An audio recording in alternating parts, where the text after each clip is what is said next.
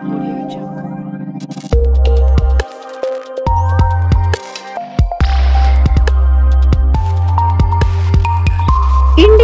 TV 9 news Maharashtra. गुजरातमधील मेहिसागर नदीवरील वडोदरा आनंद मार्गावरील जुना पूल कोसळून मोठी दुर्घटना घडली असून यामध्ये 2 ट्रकसह 5 वाहने नदीत बुडाली आहेत।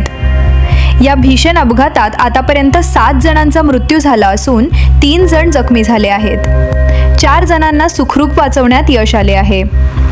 सकाळी 3 तासाच्या सुमारास पुलाचा एक भाग कोसळल्याने हे वाहनांसह अनेक जण नदीत पडले।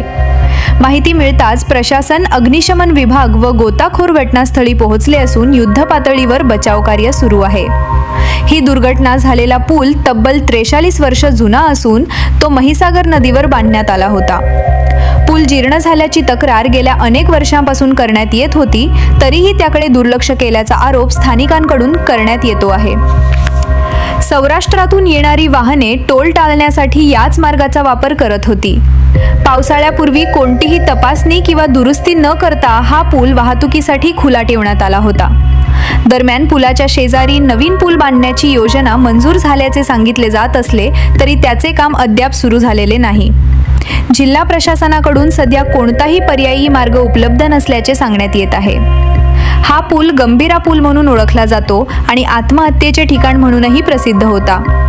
पूल कोसळल्यानंतर अनेक निष्पापांचे प्राण गेले असून प्रशासनाच्या हलगर्जीपणावर जोरदार टीका होत आहे।